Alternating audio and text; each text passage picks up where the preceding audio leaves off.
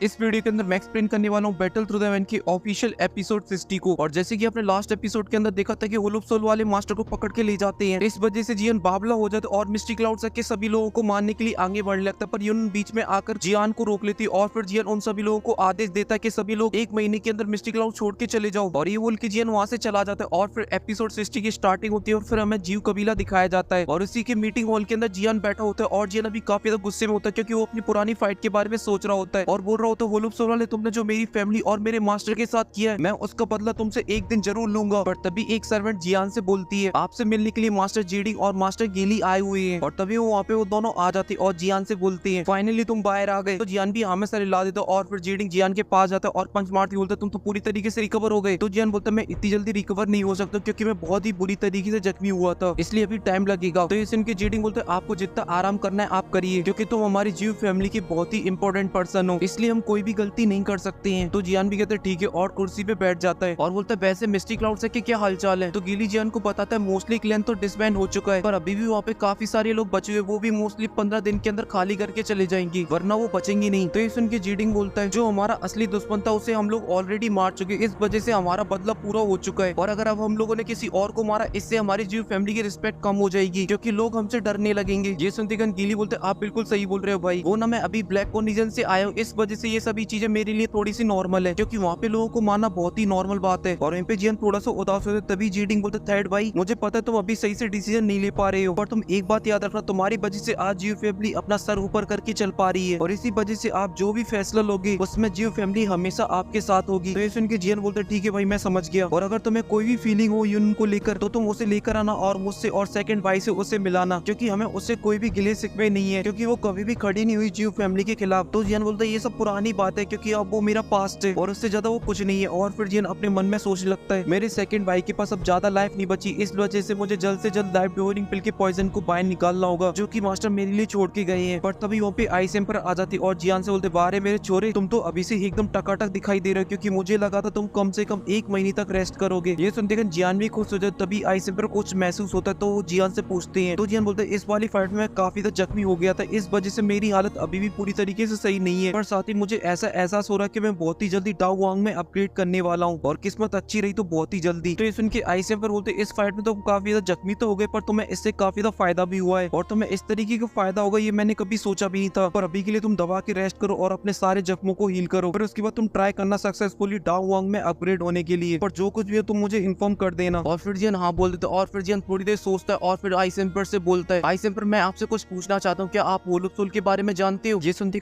Ice emperor थोड़े से shock हो जाते और बोलते कि ज्यादा तो मैं नहीं जानता हूँ, पर जो तुमने मिस्टी क्लाउड के अंदर जो पावरफुल बंदा देखा था वो होलोप सोल से ही था और साथ ही इसके बारे में ज्यादा जानने के लिए मैं कुछ लोगों को भेजता हूँ, पर मैं इसके बारे में थोड़ा बहुत जानता हूँ। जो होलोप सोल है वो एक सीक्रेट तरीके का ऑर्गेनाइजेशन है जो कि बहुत ज्यादा पावरफुल है और ये अपना काम बहुत ही ज्यादा सीक्रेट तरीके से करते हैं और साथ ही अपनी पावर को बढ़ाने के लिए सोल बॉडीज को पकड़ते हैं। पर तभी जन अचानक से बोलता है कि मेरे फादर और मास्टर उन लोगों के पास है और साथ ही होलोप सोल को जीव फैमिली में भी काफी ज्यादा इंटरेस्ट है, इस वजह से फ्यूचर में काफी सारे पावरफुल लोगों को भेजेंगे हम लोगों को मारने के लिए। ये सुन के आइस एम्पर बोलते, अगर ऐसी बात है तो फिर तुम्हें जल्द से जल्द स्ट्रॉन्ग बनना होगा, तभी तुम लोग उनका सामना कर सकते हो। और तभी गिली बोलता है, ये होलोप सोल बहुत ही ज्यादा पावरफुल है पूरे दुनिया की कॉन्टिनेंट के अंदर, इस वजह से उनका सामना करना बिल्कुल भी आसान नहीं होने वाला है। तो आइस एम्पर बोलते हैं, हाँ बिल्कुल तुम अकेले उनका सामना नहीं कर सकते हो, पर अभी के लिए पूरे जिमा एम्पायर के अंदर जियान के नाम की सुनामी चल रही है और अभी जन कोई अलायंस बना तो उसमें जुड़ने के लिए बहुत सारे पावरफुल लोग आ जाएंगे क्योंकि उनको इसमें काफी ज्यादा प्रॉफिट दिखाई देगा। तो ये सब सुन के जन थोड़ी देर सोचता और बोलता कि मेरा कोई भी इंटरेस्ट नहीं है इस अलायंस और संगठन बनाने में। तभी जेडिंग बोलता, थर्ड भाई तुम इस बात की बिल्कुल भी टेंशन मत लो, सारी चीजों की जिम्मेदारी मैं लूंगा और मैं इसका अच्छे से ध्यान रखूंगा, तुम अपनी शांति से ट्रेनिंग करना। तो ये सब सुनने के बाद जियान खड़ा हो जाता और बोलता, ठीक है इसके बारे में हम लोग बाद में बात करेंगे जब मैं पूरी तरीके से रिकवर हो जाऊंगा और आप आइस एम्पर इन सभी बड़े क्लैनों को इसके बारे में बता देना। तो आइस एम्पर बोलते, ठीक है जियान। और फिर सीन चेंज होकर रॉयल फैमिली पे आ जाता है जहाँ पे प्रिंसेस आयु बोल रही होती है जिन्होंने मिस्टी क्लाउड के सभी डिसेबलों को अलग अलग रास्ते भेज दिए, अब फ्यूचर में मिस्टी क्लाउड से जिमा एम्पायर की हिस्ट्री से मिट जाएगा। तो ये सब सुन के सैंडअप बोलते, हालांकि मिस्टी क्लाउड से तो अब खत्म हो चुका है और अब इस जिमा एम्पायर के अंदर एक बब्बर शेर फिर रहा है और ये तो पहले वाले से भी काफी ज्यादा पावरफुल है, इस वजह से मुझे ये नहीं पता है ये जिमा एम्पायर के लिए वरदान साबित होगा या शराब। तो ये सुन के प्रिंसेस आयु बोलती है, हमारी रॉयल फैमिली भी जियान से कनेक्ट है क्योंकि अगर जियान नहीं होता तो हम लोग कभी भी मिस्टी क्लाउड के ऊपर हमला नहीं कर सकते थे और मैं ये भी जानती हूँ कि एक ना एक दिन यूनसेन जरूर हमारे ऊपर हमला करता और तभी यूनसेन जरूर इस फाइट को जीतता। और साथ ही आप ये भी जानते कि यूनसेन का क्या गोल था। तो सैंडअप बोलते, मुझे यूनसेन की मरने पे कोई भी दुख वुख नहीं है, पर एक उड़ती उड़ती न्यूज है कि जियान एक नया अलायंस बनाना चाहता है जिमा एम्पायर के अंदर और वो अभी के लिए मिस्टी क्लाउड से बिल्कुल भी कम नहीं है, क्योंकि अभी के लिए उसका सामना कोई भी नहीं कर सकता है। तो ये सब सुन के प्रिंसेस यायू बोलती है कि जियान अकेले 1000 लेवल की वॉरियर से फाइट कर सकता है, और साथ ही उसके अलावा उसके पास क्यून मेडुसा भी है, और अभी के लिए हम लोगों ने अगर जियान से पंगा ले लिया तो हमारी भी हालत मिस्टी क्लाउड जैसी हो जाएगी। ये सब सुन के सैंडम पर खड़े हो जाते और बोलते क्या फिर हम लोग हाथ पे हाथ रखे बैठे रहे और जियान के मन में जो कुछ भी आ रहा है उसे वो करने दे। तो ये सब सुन के प्रिंसेस यायू बोलती मुझे ऐसा लगता है कि जो जियान है वो इतना ज्यादा बेकार नहीं है जितना यूनसेन था, क्योंकि उसने भले ही मिस्टी क्लाउड से को तहस नहस किया हो पर उसके पास उसका एक वैलिड रीजन था। तो सैंडर बोलते हाँ यूनसेन और जियान दोनों अलग अलग पर्सनैलिटी है। तो प्रिंसेस यायू बोलती कि जियान एक बहुत ही सॉफ्ट हार्टेड लड़का है, इसलिए हमें भी जियान के लिए एकदम सॉफ्ट हार्टेड रखना चाहिए, हमें उसके मैटर में ज्यादा नहीं पड़ना चाहिए, इससे शायद हमारी रॉयल फैमिली को भी फायदा हो। तो इस उनके सैंडर बोलते तुम क्या चाहते हो कि हमें जियान को अलायंस बनाने देनी चाहिए और साथ ही उसकी हेल्प भी करनी चाहिए इसमें। तो ये सब उनकी प्रिंसेस ये बोलती कि इसके अलावा हमारे पास दूसरा रास्ता नहीं है, क्योंकि मिस्टी क्लाउड के मरने की वजह से हमारे जीवो एम्पायर की जो पावर है वो काफी तक कम हो चुकी है, इसलिए हमें जियान को सपोर्ट करना चाहिए उसको नई अलायंस को बनाने में, क्योंकि ये हमारी फैमिली और हमारी कंट्री के लिए काफी ज्यादा फायदेमंद रहेगा। तो इस उनके सैंडर पर बोलते ठीक है तो फिर तुम ट्राई करो, और अगर जियान यूनसेन की तरह बनता तो मैं फिर इससे फाइट करूंगा, और जब तक फाइट करूंगा जब तक हम दोनों मर नहीं जाएंगे। तो इस उनकी प्रिंसेस यही बोलती ग्रैंडफादर आप बिल्कुल भी टेंशन मत लो, ऐसा कुछ भी नहीं होगा। तो इस उनके सैंडर बोलते तुम्हें उस लड़की पे इतना ज्यादा ट्रस्ट क्यों है, कहीं तुम्हें वो लड़का पसंद तो नहीं आ गया? तो इस उनकी प्रिंसेस यही शर्मा जाती और बोलती बिल्कुल नहीं। तो इस उनके सैंडर बोलते ठीक है पर तुम्हें जब भी टाइम मिले तुम जाकर जियान से मिलो और उसे बताओ कि हमारी रॉयल फैमिली उसकी कोई भी मैटर में इंटरफेयर नहीं करेगी, उसका फुल सपोर्ट करेगी, क्योंकि अब जीवो एम्पायर को एक पावरफुल अलायंस की जरूरत है और एक पावरफुल मास्टर की, क्योंकि मुझे लगता है वो दिन बहुत ही जल्दी आने वाला है। ये सुन के प्रिंसेस यही बोलती कि आप बिल्कुल भी टेंशन मत लो, मैं सब कुछ देख लूंगी। पर तभी सैंडम पर बोलते उससे पहले अपने कुछ लोगों को भेज दो पॉइजन सेक्ट के बारे में पता करने के लिए, क्योंकि हाल ही में ये सेक्ट सामने आया है और इसकी पावर काफी ज्यादा है, पर जब पावरफुल सेक्टों की मीटिंग हुई तब ये भी उधर आएगा, पर उससे पहले इसके बारे में थोड़ी बहुत जानकारी होना जरूरी है। तो प्रिंसेस यही बोलते इसके बारे में पता करने के लिए मैंने पहले कुछ लोगों को भेज दिया था और इस सेक्ट के बारे में सिर्फ 2 ही वर्ड मुझे पता चले, पॉइजन गर्ल। और इसी के साथ सीन चेंज हो जाता है, फिर हमें जियान दिखाया जाता है जो कि अपने कमरे में बैठा हुआ मास्टर का स्क्रॉल पढ़ रहा होता है और वो बोल रहे थे ये लाइफ बोरिंग पिल का जो पॉइजन वो काफी तक खतरनाक है, इस वजह से मुझे भी नहीं पता इसके पॉइजन से कैसे बचा जाए, पर मैं जो पिल का फॉर्मूला छोड़ के जा रहा हूँ उससे तुम्हारी भाई की लाइफ थोड़े टाइम के लिए बढ़ जाएगी, और अगर इसी बीच वो डाउ वांग में अपग्रेड कर जाता है तो ये पॉइजन पूरी तरीके से नष्ट हो जाएगा। ये सब पढ़ के जियान बोलता है मास्टर ने जो बताया वो ज्यादा डिफिकल्ट तो नहीं है, क्योंकि लाइफ इंक्रीजिंग पे एक टियर 6 की पिल है जिससे मेरे भाई की उम्र काफी ज्यादा बढ़ जाएगी। इंग्रेडिएंटों को देखने लगता है जहाँ पर गिंगेंग फूड और सुवंग फ्रूट की जरूरत पड़ेगी, और फिर जिन बोन चेन फ्लेम को बाहर निकाले थे, जिससे जियान को पता चल जाता है कि मास्टर अभी भी जिंदा है, और अपने मन बोलता है कि मास्टर आप बिल्कुल भी टेंशन मत लो, मैं बहुत ही जल्दी आपको बचाने के लिए आऊंगा। और फिर जिन खड़ा हो जाता है अपनी बॉडी को स्ट्रेच करता और बोलते चलो लाइफ डिवोरिंग पिल से निपटने का तो तरीका मिल चुका है, पर इसके जो मटेरियल है उसका मिलना बहुत ही ज्यादा मुश्किल है, बस मैं यही आशा करता हूँ कि इसके सारे इंग्रेडिएंट मिल जाए मुझे। पर तभी बाहर से आवाज आती है कि मास्टर जियान आपसे मिलने के लिए प्रिंसेस यायू आई है। तो जियान बोलते ठीक है पर ये यहाँ पे क्या करने के लिए आई है, और फिर जियान हॉल के अंदर आ जाता है। जब प्रिंसेस यायू बैठी होती तभी प्रिंसेस यायू जियान से बोलती है मास्टर जियान अब आपसे मिलना बहुत ही ज्यादा मुश्किल है, क्योंकि इससे पहले मैं काफी बार आ चुकी हूँ पर फाइनली आज आपसे मुलाकात हो ही गई। तो जियान बोलते बिजनेस प्रिंसेस यायू आपको क्या चाहिए मुझसे? तो सुन के प्रिंसेस यायू बोलती कि आपने हमारी इतनी बड़ी मुसीबत से छुटकारा दिलाने में मदद की और आपसे भी मिलने के लिए कोई रीजन की जरूरत है। तो जियान बोलते थैंक यू जो आप मुझसे मिलने के लिए यहाँ पर आई, प्लीज आप बैठिए। और फिर जियान भी जाके बैठ जाता और बोलता कि आप फालतू यहाँ पे विजिट करने के लिए तो बिल्कुल ना आई है, आप क्यों आई वो बताइए। तो प्रिंसेस यही बोलते कि मैंने कुछ टाइम पहले सुना था कि आप एक नई अलायंस को बनाना चाहते हो। तो सुन के जियान बोलता कि आपने बिल्कुल सही बोला, मैं एक नई अलायंस को बनाना चाहता हूँ, क्योंकि मेरे दुश्मन काफी ज्यादा बढ़ चुके हैं और वो कोई मामूली बंदे नहीं है, इस वजह से मैं अपने क्लैन को प्रोटेक्ट करने के लिए एक पावरफुल अलायंस बनाना चाहता हूँ। तो ये सब सुन के प्रिंसेस यही बोलते कि हमारे जीवो एम्पायर को एक पावरफुल अलायंस की जरूरत है जो हमें बाहर जीवो एम्पायर की रिप्रेजेंट कर पाए, इसलिए हम दोनों के जो लक्ष्य है वो एकदम सेम है और इसलिए रॉयल फैमिली आपकी मदद चाहती है। ये सुनकर सभी लोग एकदम से शॉक हो जाते, तभी जियान बोलता है रॉयल फैमिली को क्या चाहिए। ये सुन के प्रिंसेस यही खड़ी हो जाती और बोलती कि रॉयल फैमिली कुछ नहीं चाहती है, बस जो मिस्टी क्लाउड सेक्ट ने किया उसे दोबारा ना दोहराया जाए। तो ये सब सुन के सभी लोग कूल हो जाते और जियान एकदम जोश में बोलता है प्रिंसेस यही आप बिल्कुल भी टेंशन मत लो, मैं यूनसेन नहीं हूँ और साथ ही मेरी जीव फैमिली की रॉयल फैमिली से कोई दुश्मनी भी नहीं है, पर मैं डेफिनेटली याद रखूंगा जो रॉयल फैमिली ने मेरी मदद की है और जब रॉयल फैमिली को हमारी जरूरत पड़ेगी तो हम लोग रॉयल फैमिली की मदद भी करेंगे। तो ये सब सुन के प्रिंसेस यही बोलती कि मुझे पता था कि तुम बहुत ही अच्छे दिल की हो। और फिर जियान बोलता है जो मेरी नए अलायंस की जो प्लानिंग है वो जैसी कंप्लीट हो जाएगी तब हम लोग मीटिंग रखेंगे और सभी लोगों को उसके बारे में बताएंगे। तो इनके प्रिंसेस यही बोलती ठीक है मैं उस दिन का इंतजार करूंगी। और फिर वो ताली बजाती ये सुनती कर वहाँ पे काफी सारे सर्वेंट आ जाते बॉक्सों को लेकर और जियान की टेबल के पास रख देते हैं। और फिर प्रिंसेस यही बोलते कि हमारे ग्रैंडफादर की तरफ से जियान के लिए कुछ मेडिकल अब जिसकी मदद से मास्टर जियान जल्दी से रिकवर हो जाए, इसलिए प्लीज आप इनको एक्सेप्ट करिए। तो जियान भी खड़ा हो जाता है और ग्रीट करते हुए बोलता कि मेरी तरफ से सैंड एम्पायर के लिए थैंक यू। तो प्रिंसेस यही बोलते ठीक है मैं उनके पास ये पहुंचा दूंगी और साथ ही अब मैं आपका ज्यादा टाइम नहीं लूंगी और ना ही आपकी प्रैक्टिस के टाइम के बीच में आऊंगी। और वहाँ से जाने लगती तो जियान बोलते हैं आप अपना ध्यान रखिएगा। और यहाँ पे गिली एक डब्बे को खोल के सूंघता है जिसे देखकर बोलता है ये रॉयल फैमिली तो काफी ज्यादा रॉयल निकली और साथ ही इन्हें हमारे नए अलायंस को बनाने से कोई प्रॉब्लम भी नहीं है। तो जेटिंग बोलते हैं हाँ इनको कोई भी प्रॉब्लम नहीं है क्योंकि ये सभी ग्रुप हमारे साइड वाई की पावर से डरी हुई है। तो जियान तो कुछ भी अगर हमारे साथ रॉयल फैमिली, तो हमें अलायंस बनाने में ज्यादा प्रॉब्लम नहीं होगी। इसलिए अब हमें जी एम्पायर के सभी क्लैनों को एक साथ लाना चाहिए और उन सभी को एक बार भी अपने अलायंस में जोड़ लेना चाहिए, जिससे हमारा टाइम भी बचेगा और हमारा अलायंस भी काफी ज्यादा पावरफुल बनेगा। और फिर वो जियान को और भी सारी चीजें बताने लगता है। तो जियान बोलता है, अरे भैया ये सब आप देख लो, अगर किसी को नई टेक्निक वगैरह सीखनी हो तो मैं सिखा दूंगा, और ये बातचीत मेरे से ना होगी। तो इस लेकिन जेडिंग बोलता है, भाई तुमने तो अभी से ही हाथ खड़े कर दिए। ये बोल के तीनों खुश हो जाते। तभी जेडिंग बोलता है, भाई अब तुम कैसे हो? तो जियान बोलता है कि अब मैं काफी हद तक रिकवर हो चुका हूँ, मैं बहुत ही जल्दी पूरी तरीके से सही हो जाऊंगा। तो इस इनके गीली बोलता है, जैसे ही आप ठीक हो जाएगा तो मैं वापस ब्लैक कॉर्निजन लौट जाऊंगा, क्योंकि मुझे जी गेट को भी संभालना है। पर तभी वहाँ पे एक सर्वेंट आके जियान को बताती कि उससे मिलने के लिए नायान आई है। तो इस इनके जियान अपने मन बोलते ये काय को मिलने के लिए आई है मुझसे, पर उससे बोलता कि आड़ दो से आड़ दो। और इस गीली बोलता है, अरे ये तो वही लड़की है ना जो हमारे भाई की बहू बनने वाली, पर उसने जियान को रिजेक्ट कर दिया था। तो इस इनके जेडिंग बोलते ये सब पुरानी बातें हैं और वो वाला मैटर ऑलरेडी क्लियर हो चुका है। और ये सुन के गीली चुप हो जाती। तभी वहाँ पे नायन आ जाती है और जब जियान नायन को देखता है तो नायन खड़ा हो जाता है और नायन को सीट ऑफर करता है। तो नायन बोलती है इसकी कोई जरूरत नहीं है, पर मेरी मास्टर जिम एम्पायर को छोड़ के जाने वाली, इस वजह से वो लास्ट टाइम आपसे मिलना चाहती है। ये सुन के एकदम से शॉक हो जाता है और नायन बोलती है, अगर आप उनसे मिलना चाहते तो आप मेरे पीछे आइए। तो जियान भी जाने लगता है, पर उससे पहले जियान गीली को उन मेडिकल पिल की लिस्ट देता है और वहाँ से नायन के साथ निकल जाता है। और फिर सीन चेंज होकर मिस्टी क्लाउड के ऊपर आ जाता है, जहाँ पर वो दोनों पहुंच जाते। तभी नायन जियान से बोलती है, ये सब करके तुम्हें संतुष्टि मिल गई? तो ये सुन के जियान बोलता, तुम काश देख पाती जो मेरी फैमिली के साथ इस मिस्टी क्लाउड ने किया, क्योंकि उसके बाद तुम ये सब नहीं बोलती। और तभी नायन जियान को सॉरी बोलती और बोलती है कि मैंने तुम्हारे साथ जो कुछ भी किया और तुम्हारी फैमिली की इंसल्ट की, उसके लिए मुझे माफ कर देना। पर जिन उसे बीच में ही रोक देता और बोलता ये सब पुरानी बातें हैं और मैं उसे ऑलरेडी भूल चुका हूँ, बस तुम ये बताओ यूनन कहाँ पर है? ये सुनती कर नायन अपने विंग्स निकाल लेती और जियान से बोलती कि तुम मेरे पीछे आओ, और वो दोनों वहाँ से चले जाते हैं। और फिर सीन चेंज होकर एक पहाड़ के ऊपर आ जाता है। तभी वहाँ पे नायन और जियान आ जाती है और नायन जियान को बताती है कि हमारी मास्टर जिम एम्पायर के अंदर 3 दिन तक रुकेंगी, उसके बाद वो जिम एम्पायर को छोड़ के चली जाएंगी। तो जियान बोलते कहाँ जाने वाली? तो नायन बोलती है को मुझे नहीं पता, क्योंकि ये दुई की कॉन्टिनेंट बहुत बड़ा है और मैं भी मास्टर के साथ ही रहूंगी जहाँ पर मास्टर रहेंगे। और फिर नायन वहाँ से चली जाती है और फिर जियान यूनियन के पास पहुंच जाता है, जहाँ पर यूनियन खड़ी हुई होती है। तभी यूनियन बड़े प्यार से जियान की तरफ देखती और बोलती है, तो तुम आ गए? और जियान एकदम फुल सीरियस होकर बोलता है, क्या तुम जिम एम्पायर को छोड़ के जा रही हो? तो यूनियन बोलती है, अब मिस्टी क्लाउड से खत्म हो चुके, इस वजह से यहाँ पे रुकने का कोई भी रीजन नहीं बचा है, और वैसे भी मैं जिम एम्पायर के अंदर कई सालों से हूँ, इसलिए अब टाइम आ चुका है इस जिम एम्पायर से बाहर निकलने का और इसकी आगे की दुनिया को घूमने का। तो ये सुनते ही जियान बोलता है, इस दुई की कॉन्टिनेंट के अंदर काफी सारे पावरफुल लोग हैं और वो काफी ज्यादा खतरनाक है, और साथ ही तुम लड़की हो, तुम कैसे बचाओगी अपने आप को? ये तो अपने पैर पे कुल्हाड़ी मारने जैसा हुआ, इसलिए तुम्हें जिम एम्पायर के अंदर ही रहना चाहिए, यहाँ पे तुम सेफ रहोगी, क्योंकि जिम एम्पायर बाहर की दुनिया से इतना ज्यादा कनेक्ट नहीं है। तो यूनियन प्यार से बोलती है, मैं कोई मामूली लड़की नहीं, मैं डाउ वांग की पीक पर हूँ, इस वजह से कोई वॉरियर इस डाउ वांग की पीक की वॉरियर से फाइट करने से पहले 100 बार सोचेगा। ये सब सुनकर जियान काफी ज्यादा उदास हो जाते, क्योंकि उसे समझ में आ जाता है अब वो कुछ भी बोले यूनियन अब नहीं रुकने वाली है। तभी यूनियन बोलती, मैं तुमसे नफरत नहीं करती हूँ। तो ये सुनकर जियान बोलता है, तुम मुझसे नफरत नहीं करती हो, फिर यहाँ से जाने की जिद क्यों कर रही हो? यहीं पर क्यों नहीं रुक जाती हो? मैं यहाँ पर तुम्हारी मदद करूंगा। तो यूनियन बोलती, क्या तुम भूल गए हो कि मैं हूँ कौन? और अगर मैं यहाँ पे रहती तो मैं अपना बेस्ट दूंगी तुमसे बदला लेने के लिए, पर तुम ये भी जानते हो कि मैं ऐसा बिल्कुल भी नहीं कर पाऊंगी। ये सब सुनकर जियान काफी ज्यादा उदास हो जाता है। तभी यूनियन एक स्पेस स्टोरिंग जियान को देती है और बोलती है, ये मेरी तरफ से छोटा सा कंपेंसेशन है जो तुम्हारी जीव फैमिली के साथ हुआ। तो जियान भी उसे स्पेस स्टोरिंग को ले लेते, पर उसे कुछ समझ नहीं आ रहा होता है वो क्या बोले, पर वो फिर से लास्ट टाइम बोलते हैं, क्या तुम सच में जाना चाहती हो जो मैं उस गुफा के अंदर तुमसे मिल पाई और मैं तुम्हें जान पाई? और इस बात का दुख भी कि हम सभी को फिर उसके बाद अपनी अलग अलग दुनिया में लौटना पड़ा। और इसी के साथ ये एपिसोड और यूनियन का सफर यहीं पे खत्म होता है। सच में यूनियन काफी ज्यादा प्यारा कैरेक्टर था जिसने बैटल थ्रू द एवन के अंदर एक नई जान डाली, जो कि ये कैरेक्टर 2021 तक one of the best character रहा था चाइनीज डांगुआ के अंदर। और फिलहाल के लिए इस वीडियो में सिर्फ इतनी। अगर आपको वीडियो पसंद आई है तो प्लीज वीडियो को लाइक करें, चैनल को सब्सक्राइब कर दें और साथ ही कमेंट में बताइए कि आपका यूनियन का बेस्ट सीन क्या था। और मैं मिलूंगा आपसे नेक्स्ट वीडियो, तब तक के लिए आप सभी को ढेर सारा प्यार।